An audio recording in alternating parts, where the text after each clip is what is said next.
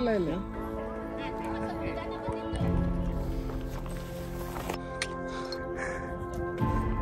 ಒಂದು ಚಿಕ್ಕದ ಗುಹೆ ಇದೆ, ಹಾಗೂ ಗುಹೆ ಹತ್ರ ಒಂದು ಗಣೇಶ ದೇವಸ್ಥಾನ ಇದೆ ಅಂತ.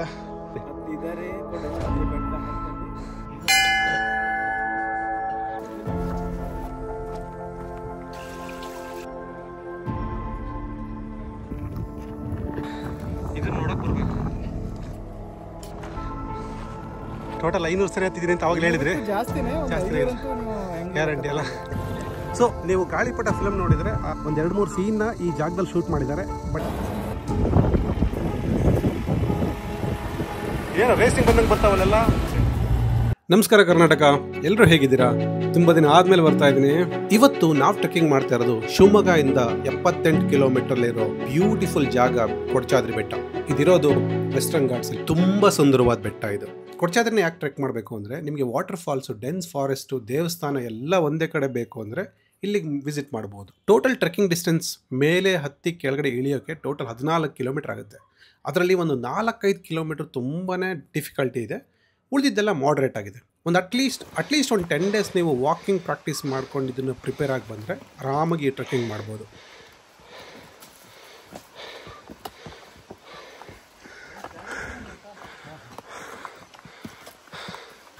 ಸೊ ಇದೊಂದು ಕಡೆ ತುಂಬ ಸ್ಟೀಪ್ ಇದೆ. ಫಾರೆಸ್ಟ್ ಡಿಪಾರ್ಟ್ಮೆಂಟ್ ಅವ್ರು ಹಗ್ಗ ಕಟ್ಟಿದ್ದಾರೆ, ಸ್ವಲ್ಪ ಕೇರ್ಫುಲ್ಲಾಗಿ ಹೈಕ್ ಮಾಡಿ. ಮಾನ್ಸೂನಲ್ಲಿ ಟ್ರೆಕ್ಕಿಂಗ್ ಮಾಡೋಕ್ಕೆ ತುಂಬ ಬ್ಯೂಟಿಫುಲ್ ಆಗಿರುತ್ತೆ, ಬಟ್ ಆದರೆ ಸ್ವಲ್ಪ ಕೇರ್ಫುಲ್ ಆಗಿರಬೇಕು. ಲೀಚಸ್ ತುಂಬಾ ಇರುತ್ತೆ, ಹಾಗೆ ತುಂಬ ಸ್ಲಿಪ್ಪರಿನೂ ಆಗುತ್ತೆ.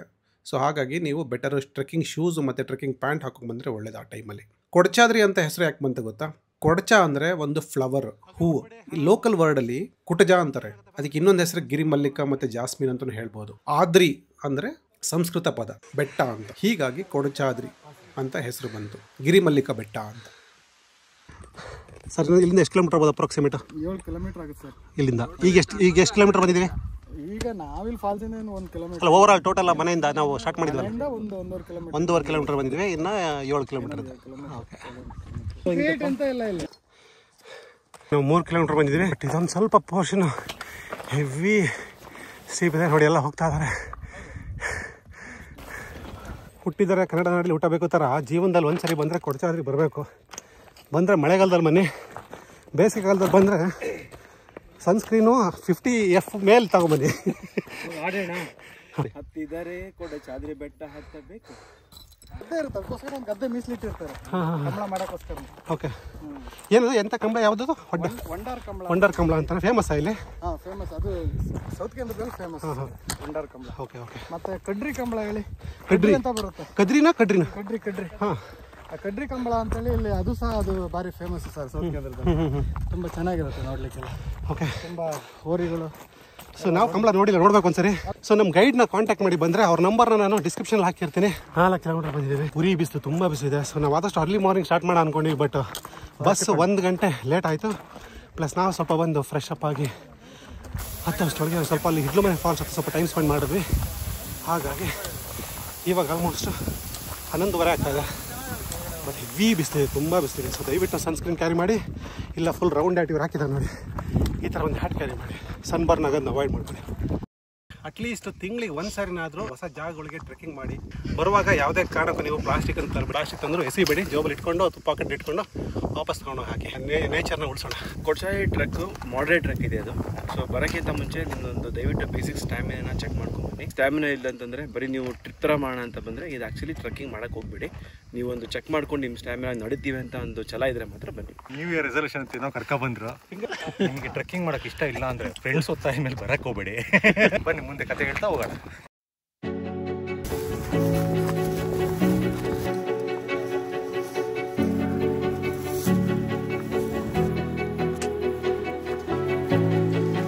ಹೇಗೆ ಅನಿಸ್ತದೆ experience sir so far?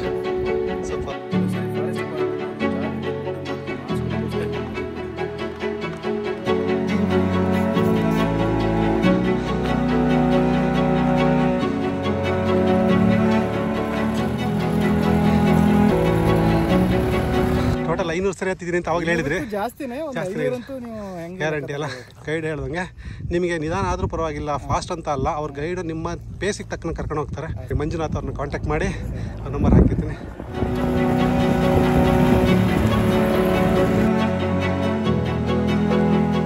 Almost 4 kilometre ಬಂದಿದ್ದೀವಿ ಇವಾಗ.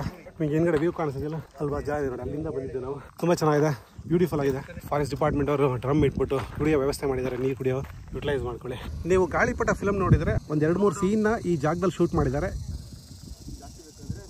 ಈ ಥರ ಒಂದು ಮಾಸ್ಕ್ ಥರ ನೋಡಿ, ಏನಾದರೂ ಆಗುತ್ತೆ, ನೀವು ಒಂದು ನಾರ್ಮಲ್ ಮಾಸ್ಕ್ ಆದರೂ ಪರವಾಗಿಲ್ಲ. ಈ ಥರ ಜೀಪ್ ಬರ್ತಾ ಇರುತ್ತೆ ಅವಾಗ ಸಮ್ಮರ್ ಟೈಮಲ್ಲಿ. ಹೆವಿ ಧೂಳಿದೆ, ಏನೋ ರೇಸಿಂಗ್ ಬಂದಂಗೆ ಬರ್ತಾವಲ್ಲೆಲ್ಲ. ಸೊ ಇದು ನೀವು ಪೀಕಿಗೆ ಬಂದಿದ್ದೀವಿ, ಅಂದರೆ ಇಲ್ಲಿಂದ ದೇವಸ್ಥಾನದ ಜಾಗ. ಬಟ್ ಇಲ್ಲಿ ಆಲ್ರೆಡಿ ಇಲ್ಲೇ ಒಂದು 30-40 ಜೀಪ್ಗಳಿದೆ ನೋಡಿ.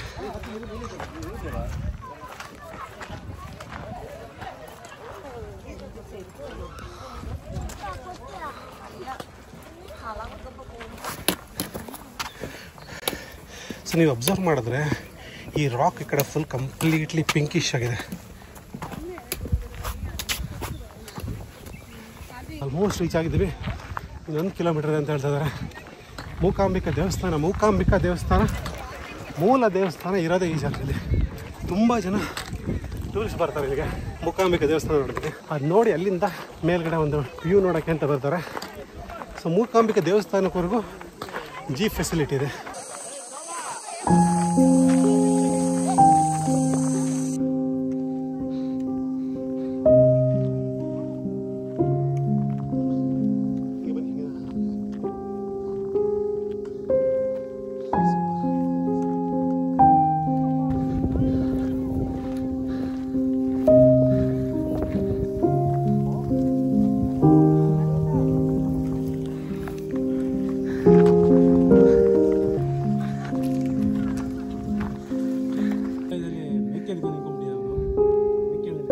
ಮೌಂಟೇನ್ ಕೋಟೆ.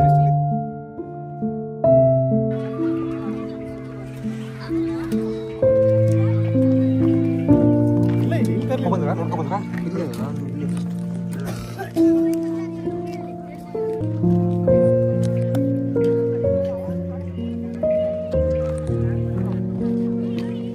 ಬೆಟ್ಟದ ಮೇಲೆ ರೀಚ್ ಆದ್ಮೇಲೆ ಒಂದು ಶಂಕರಾಚಾರ್ಯ ಅವರು ಧ್ಯಾನ ಮಾಡಿರೋ ಒಂದು ಪೀಠ ಸಿಗುತ್ತೆ, ಅದೇ ಸರ್ವಜ್ಞ ಪೀಠ ಅಂತ. ಕಲ್ಲಿಂದ ಮಾಡಿರೋ ಈ ಜಾಗ ಮೆಡಿಟೇಷನ್ ಮಾಡೋಕ್ಕೆ ತುಂಬಾನೇ ಬ್ಯೂಟಿಫುಲ್ ಪ್ಲೇಸ್. ನಾವು ಹೋಗಿದ್ದಿನ ತುಂಬಾನೇ ಕ್ರೌಡ್ ಇರೋದ್ರಿಂದ ನಮಗೆ ಮೆಡಿಟೇಷನ್ ಮಾಡೋಕ್ಕೆ ಟೈಮ್ ಸಿಗಲಿಲ್ಲ.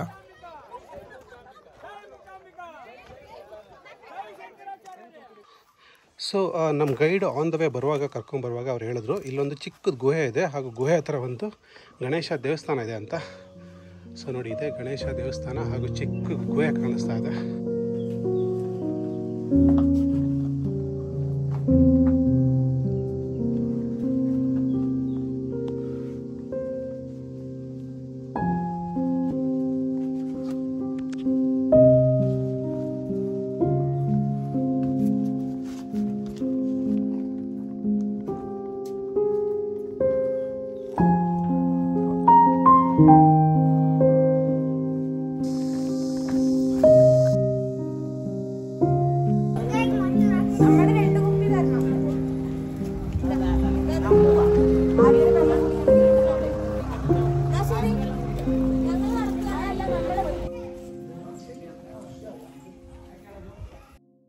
ಅವಾಗಲೇ ಹೇಳ್ದಂಗೆ ಮೂಕಾಂಬಿಕೆ ಮೂಲ ದೇವಸ್ಥಾನ ಇರೋದೇ ಇಲ್ಲಿ. ಇನ್ನೊಂದು ಇಂಟ್ರೆಸ್ಟಿಂಗ್ ವಿಷಯ ಏನು ಅಂದರೆ, ಇಲ್ಲಿ ಕಾಣಿಸ್ತಿರೋ ಕಬ್ಬಿಣದ ಶೂಲ ಇದೆಯಲ್ಲ, ಇದು ಮೂಕಾಸುರನ ಸಂಹಾರ ಮಾಡಿರೋ ತ್ರಿಶೂಲ ಅಂತ ನಂಬಿಕೆ ಇದೆ. ಸೈಂಟಿಸ್ಟ್ಗಳು ಈ ಶೂಲನ ಟೆಸ್ಟ್ ಮಾಡಿದಾಗಲೇ ಗೊತ್ತಾಗಿದ್ದು ಇದು ಆಲ್ಮೋಸ್ಟ್ 2000 ವರ್ಷ ಹಳೆಯ ಶೂಲ ಅಂತ. ಇಂಟ್ರೆಸ್ಟಿಂಗ್ ಅಲ್ವಾ?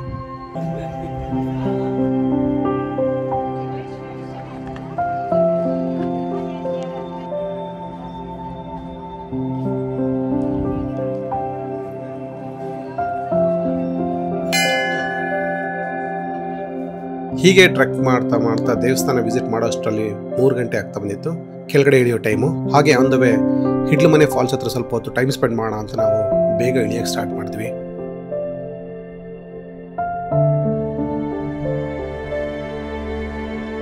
ಫಾಲ್ಸ್ ಅಲ್ಲಿ ಸ್ವಲ್ಪ ಹೊತ್ತು ಆಟಾಡಿ 3:45 ಫುಲ್ ಹೈಕ್ ಮುಗಿಸಿ ದೇವಸ್ಥಾನ ಎಲ್ಲ ನೋಡಿಕೊಂಡು ಪೀಕ್ ಎಲ್ಲ ನೋಡಿಕೊಂಡು ಆನ್ ದ ವೇ ಬ್ರೇಕ್ ತಗೊಂಡು ಊಟ ಮಾಡಿಕೊಂಡು ಇನ್ನೊಂದು 10 ನಿಮಿಷಕ್ಕೆ ನಾವು ರೀಚ್ ಆಗ್ತೀವಿ ಕೆಳಗಡೆಗೆ. ಸೊ 4 ಗಂಟೆ ಅನ್ಕೊಳ್ಳಿ. ಸೊ ಇದು ಕಾಡು ಸಂಬಾರ ಅಂತ, ಇದನ್ನ ಬೇಕಾದ್ರೆ ಅಡುಗೆಗೆ ಬಳಸ್ಬೋದು. ನಿಮ್ಗೆ ಏನಾದರೂ ಟ್ರೆಕ್ಕಿಂಗ್ ಮಾಡೋಕ್ಕೆ ಕಷ್ಟ ಅಂತ ಅಂದರೆ ನೀವು ಜೀಪಲ್ಲೂ ಹೋಗ್ಬೋದು. ಓಕೆ, ಈ ಬೆಟ್ಟಕ್ಕೆ ಕ್ಲೋಸೆಸ್ಟ್ ಜಾಗ ನಿಟ್ಟೂರು. ನಿಮಗೆ ಇನ್ ಕೇಸ್ ಈ ಬೆಟ್ಟಕ್ಕೆ ಟ್ರೆಕ್ಕಿಂಗ್ ಮಾಡೋಕ್ಕೆ ಆಗಲ್ಲ ಅಂತಂದರೆ ನೀವು ನಿಟ್ಟೂರಿಂದ ಜೀಪಲ್ಲಿ ಬರ್ಬೋದು. ಈ ಬೆಟ್ಟದ ಮೇಲೆ ಅಪ್ರಾಕ್ಸಿಮೇಟ್ಲಿ 1500ದಿಂದ 2000 ಚಾರ್ಜ್ ಮಾಡ್ತಾರೆ ಜೀಪ್ಗೆ.